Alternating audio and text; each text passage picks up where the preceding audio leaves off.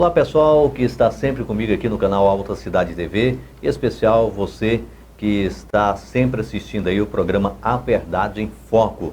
Seja bem-vindo a mais um programa.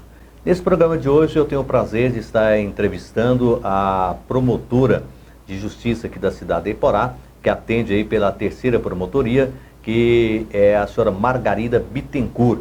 Ela que vai estar falando conosco aqui de assuntos pertinentes ao seu conhecimento. Boa tarde, seja bem-vindo ao programa. Obrigada, agradeço o convite. Eu quero começar esse programa perguntando à senhora qual o papel do Ministério Público na defesa do direito à saúde. Sim. Esse assunto é muito importante, Celso, porque as pessoas têm um conhecimento um pouco conhecimento, né, do Ministério Público, do papel do Ministério Público. Né? Se as pessoas, no geral, têm aquela noção de que o Ministério Público atua somente na área criminal. E não é verdade. O Ministério Público também defende interesses coletivos, difusos, interesses individuais indisponíveis, como o direito à saúde. Então, o Ministério Público tem uma atuação firme em garantir o acesso à prestação de serviço de saúde de qualidade e também garantir aos pacientes, às pessoas que necessitam, o fornecimento de medicamentos e tratamento de saúde adequado, quando esses recursos são negados pelo poder público. Então, há diversas situações em que o Ministério Público ajuiza ações judiciais contra municípios, contra Estado, para garantir que pessoas tenham acesso ao medicamento necessário ao tratamento de saúde. Há ações também do Ministério Público visando melhorias de hospitais públicos, de postos de saúde, adequações de estrutura física para um serviço de saúde de qualidade. Então, o Ministério Público atua nessa defesa do direito à saúde do cidadão. Como que essas pessoas que venham precisar, né, desses medicamentos, de um atendimento, como que elas devem proceder para procurar o Ministério Público? Lá no Ministério Público, a gente sempre orienta que as pessoas passem, num primeiro momento, pelo Serviço de Saúde Público, né? Se tente, na Secretaria Municipal de Saúde, a regulação do tratamento ou a tentativa do fornecimento daquele medicamento, né? Nas hipóteses de recusa, essas pessoas são atendidas no Ministério Público e lá elas são orientadas a como proceder, os documentos que elas precisam levar e o procedimento que se passa. Então, é importante que uma pessoa que estiver numa situação dessa procure o Ministério Público e lá elas vão receber, para cada caso, né, a orientação específica. Gente, falando em saúde, automaticamente também puxamos aí para a questão de uma área que ninguém gosta de falar, né, que é a questão da morte. Mas qual a diferença entre o homicídio simples e o homicídio privilegiado? Parece fala assim, um homicídio simples, mas o que vem ser isso? E o privilegiado? Só poderia explicar para a gente, por gentileza? Eu, inclusive, acho, no ordenamento jurídico, né, quando eu estudava, né, e hoje atuando na área, quando nós falamos homicídio simples, até causa um certo desconforto, né, porque na realidade nenhum homicídio deveria ser considerado como simples, porque na verdade nós estamos tratando da vida humana, né, e é uma palavra que não se coaduna com a gravidade do crime, né? Verdade. Mas no ordenamento jurídico, por uma nomenclatura técnica, né, nós temos o homicídio privilegiado, temos o homicídio simples e o homicídio qualificado.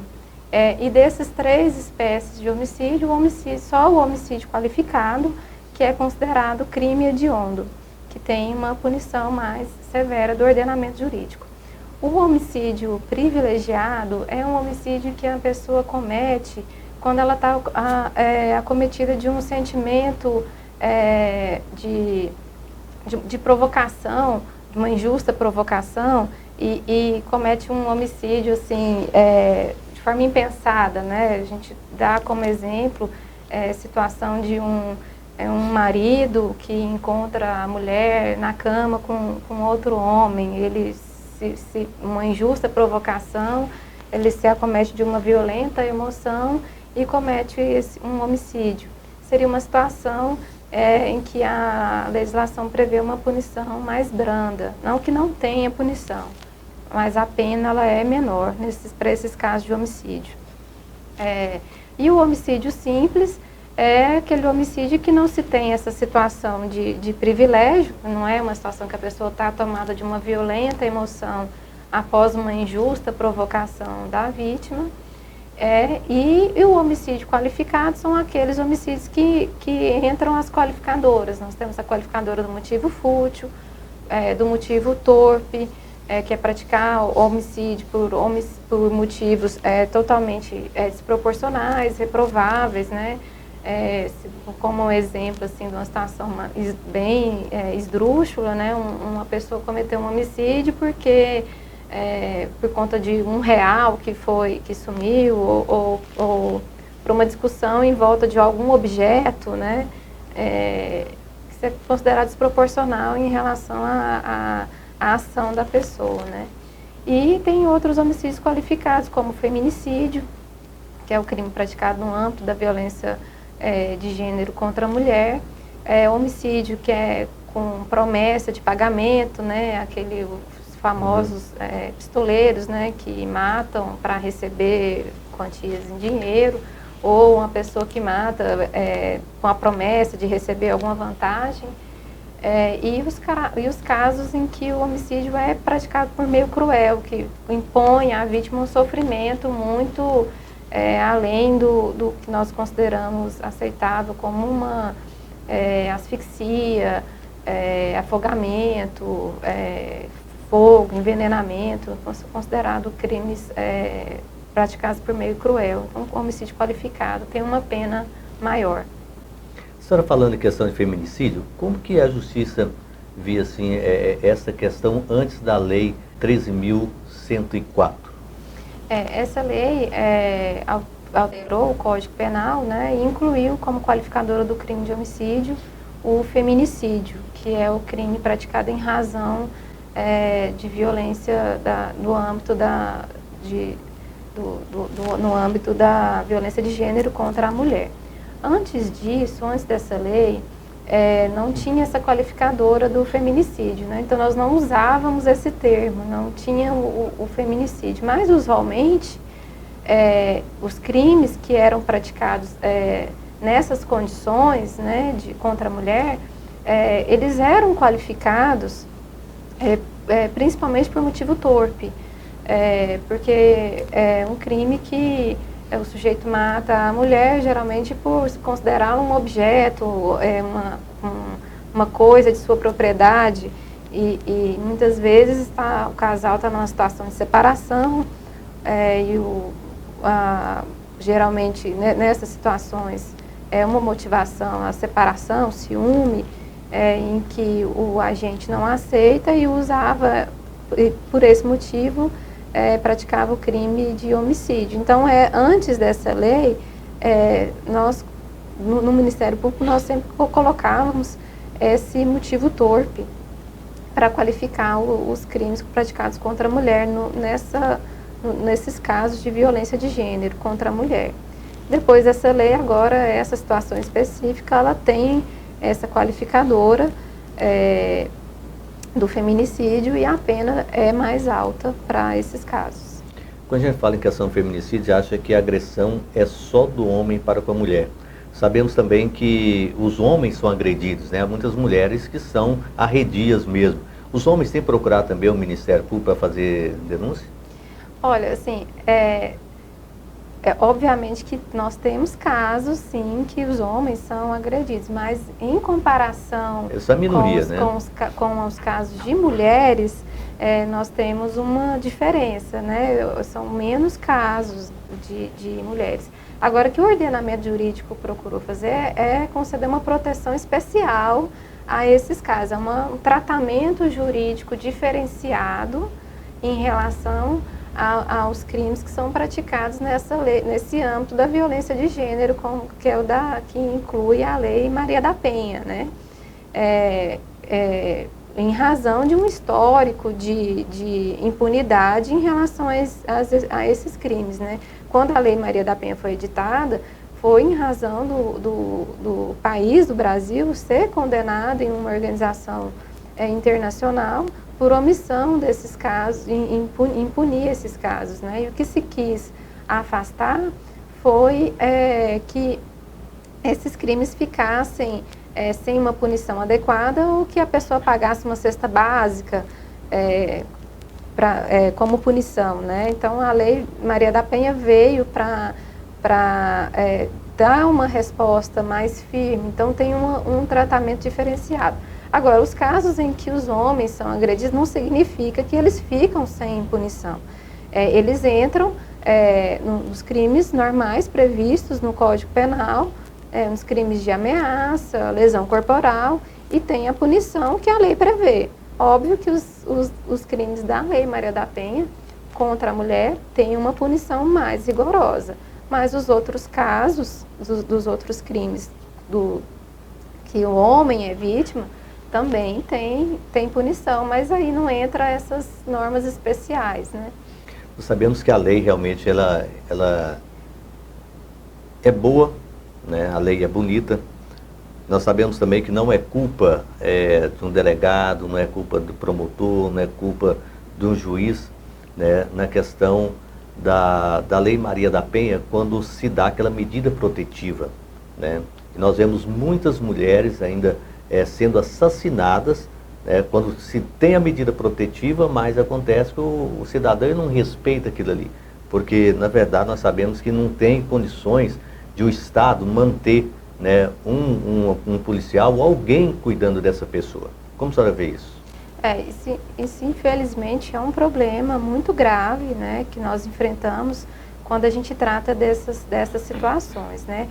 A mulher que é vítima de violência de gênero, ela muitas vezes demora muito para procurar a proteção do poder público, né?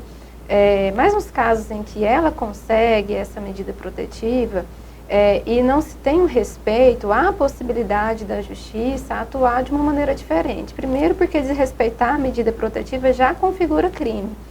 E se o agressor não tem observado essa medida protetiva, ele pode ter uma outra medida mais severa, que é a decretação da sua prisão. Há alguns casos em que isso não se dá tempo de se adotar essa medida mais drástica, né? Mas, assim, no poder público existem meios de proteção à mulher, e o que a gente sempre orienta é que elas busquem orientação e busquem um poder público para proteção em casos específicos que elas estão numa situação de eminente risco, né? Mas há essas situações extremas, a Justiça tem decretado a prisão preventiva para impedir que essas situações aconteçam. Nós vamos aqui a um breve intervalo e nós voltamos daqui a pouquinho. Nós estamos entrevistando a senhora promotora de justiça da terceira vara aqui na cidade de Iporá, Margarida Bittencourt. No próximo bloco nós vamos estar falando um pouquinho também a respeito de aborto. Voltamos já já.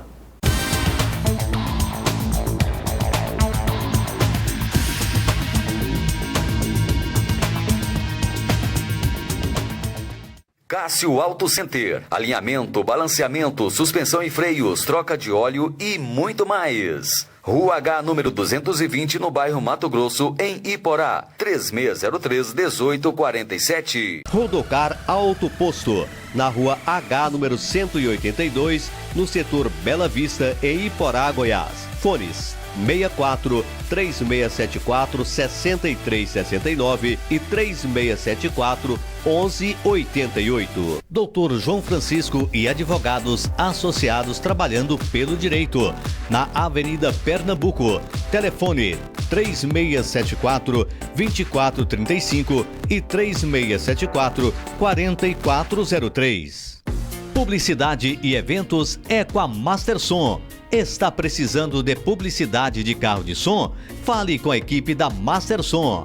Mastersom, qualidade e eficiência no que faz. A Mastersom tem trio elétrico para carreatas, cavalgadas, procissões, som para porta de loja, aniversário, casamento, leilões e muito mais. Mastersom conta com uma frota de carros para atender Iporá e região. Mastersom, WhatsApp 64 99207 3755.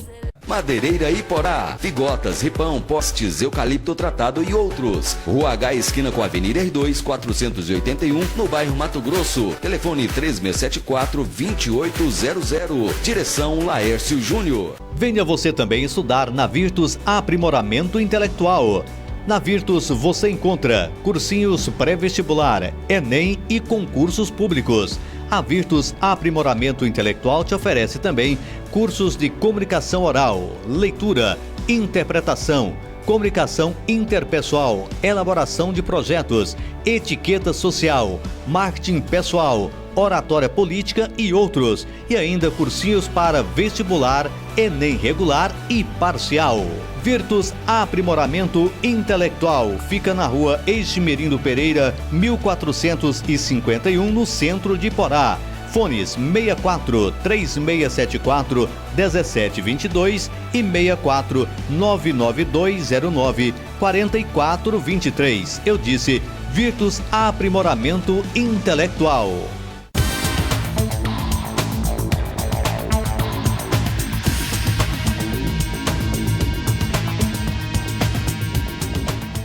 Estamos de volta com o programa A Verdade em Foco, falando aqui com a senhora promotora Margarida Bittencourt.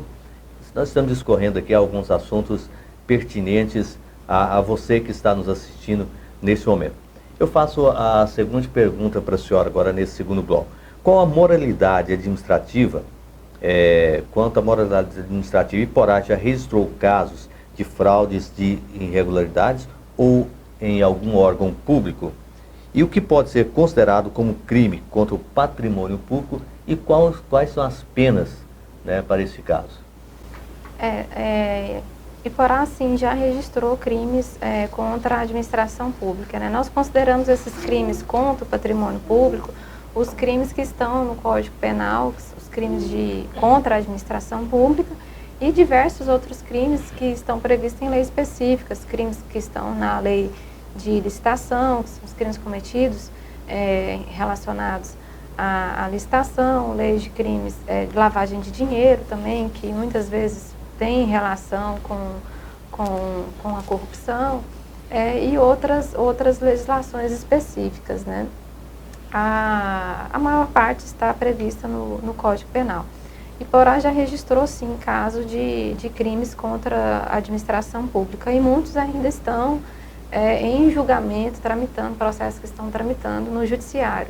Agora, um principal caso, né, que nós atuamos aqui em Iporá foi com uma fraude que nós identificamos, né, no município, relacionada à Secretaria de Obras, de uma execução de contratos durante o período de 2013 a 2016, fraude em execução de contrato de caminhão para recolher galhos, e desvios de pagamento de pessoas contratadas para o serviço de limpeza, de parte do pagamento.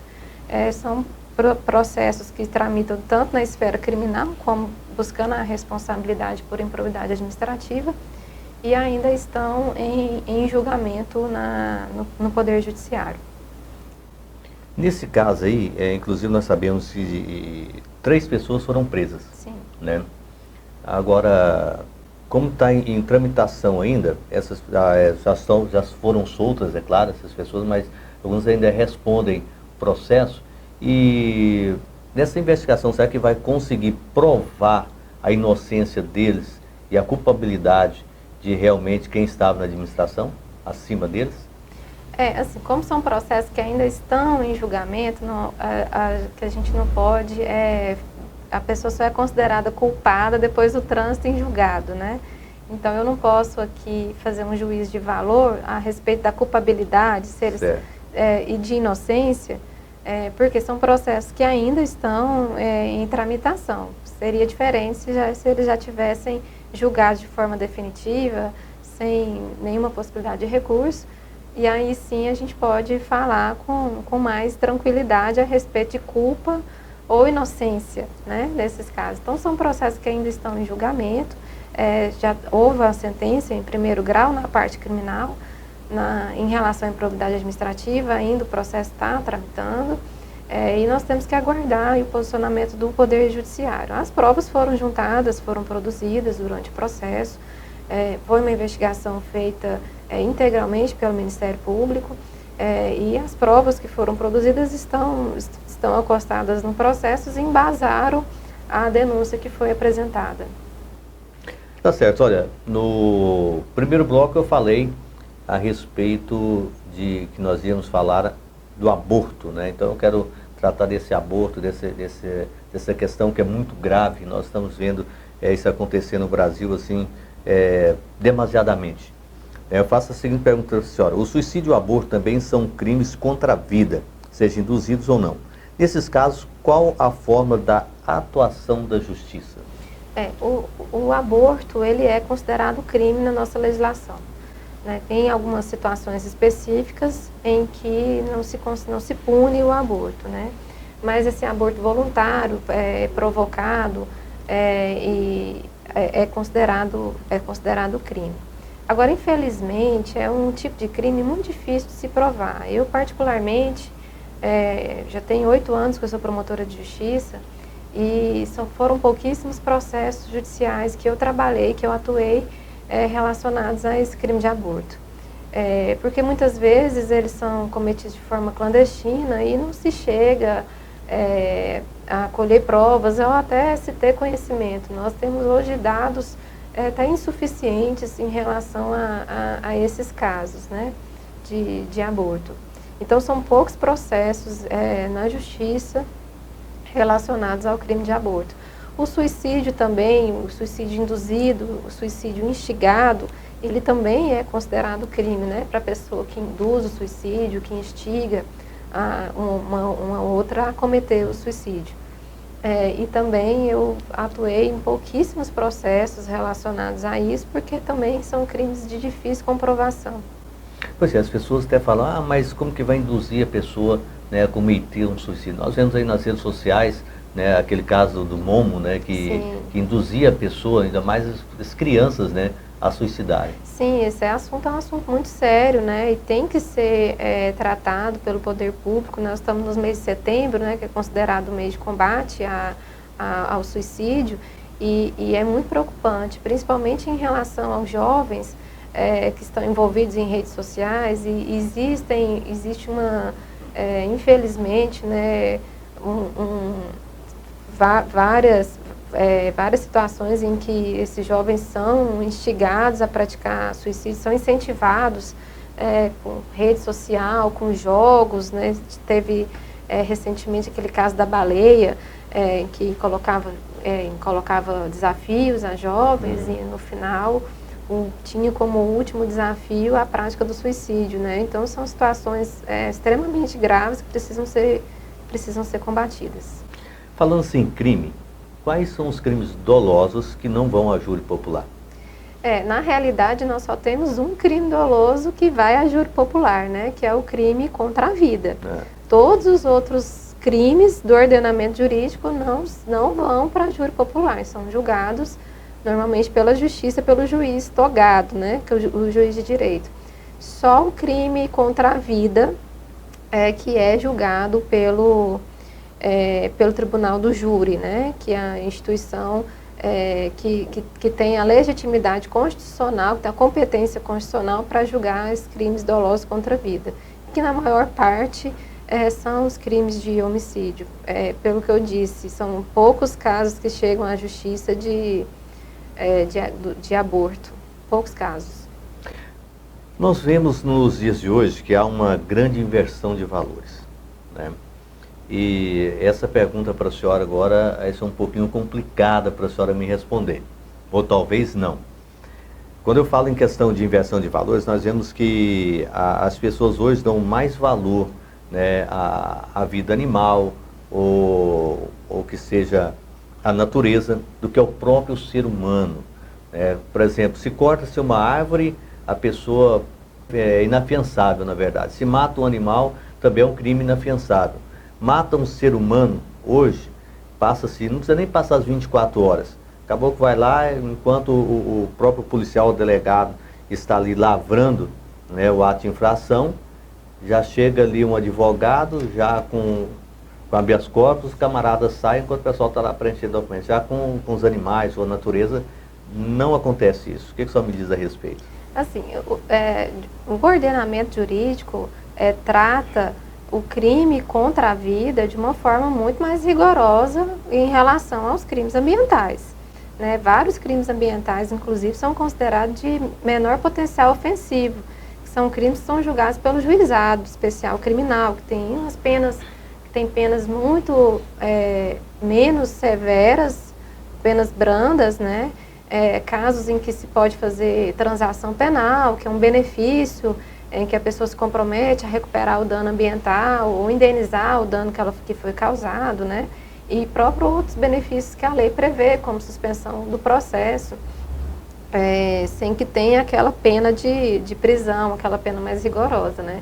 Então, na realidade, o ordenamento jurídico trata, sim, o crime contra a vida de uma forma muito mais rigorosa em relação ao crime aos crimes ambientais, né? Talvez essa percepção seja por conta, justamente por serem crimes, muitos crimes ambientais de menor potencial ofensivo, eles têm um julgamento mais rápido, porque no juizado especial criminal, o princípio da celeridade é o que rege. Então, o julgamento é muito mais rápido, é muito mais eficiente, a pessoa se sente, às vezes, punida com maior rigor em relação aos crimes dolosos contra a vida, né?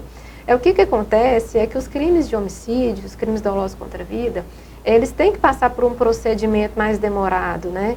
Se tem duas fases no julgamento dos crimes de homicídio. Em primeira fase, é julgado pelo juiz de direito, que é a parte do processo, a primeira fase que a gente chama de processo sumário, em que se analisa se há indícios suficientes do crime de autoria para se remeter o caso ao julgamento do júri. Então, nessa primeira fase, o juiz nem firma aquela convicção de que de que há culpa em relação ao crime de homicídio. Ele simplesmente analisa se tem indícios para remeter para o tribunal do júri, que é a instituição que tem a competência para julgar os crimes. E a realização de um tribunal do júri, ela envolve gastos de recurso, envolve uma solenidade que não se dá para fazer de forma rápida, né? Então, muitas vezes a gente vê que um crime de homicídio demora mais. É porque a legislação, o procedimento, ele é um procedimento mais longo. Fora que existem diversos recursos que as partes, né, podem manejar durante o processo, que podem prolongar um pouco o julgamento. Agora, óbvio que na minha visão, deveria haver uma reformulação desse procedimento, principalmente em relação aos crimes dolosos contra a vida, para que se dê mais celeridade, para que as pessoas não tenham essa sensação que o senhor me passou agora, de que os crimes ambientais são punidos com mais rigor. Porque, na realidade, o que a gente quer é que os crimes contra a vida sejam punidos de uma forma exemplar, para que as pessoas não fiquem com essa sensação de impunidade e fiquem achando que é um crime que não tem maiores consequências. Na realidade, é um dos crimes que tem uma das penas mais altas no Código Penal, e que a punição ela é muito rigorosa, mas às vezes ela demora, pode ser que demora. Agora, a gente tem que realmente repensar na sociedade essa tolerância que nós temos, né, em relação a desprezo à vida humana, né? O senhor falou que tem inversão de valores, citou crimes ambientais, né? Mas eu cito assim, às vezes a sociedade dá mais valor a coisas, a objetos do que a vida humana, né? Então a gente precisa pensar tanto o poder público, Congresso Nacional, enquanto sociedade, em ter alguma mudança para nós sentirmos uma punição mais rigorosa. Principalmente nós estamos num país que tem um dos maiores índices de homicídio no mundo. Em 2017 foram mais de 63 mil homicídios no país. Nós estamos vivendo agora um período de queda.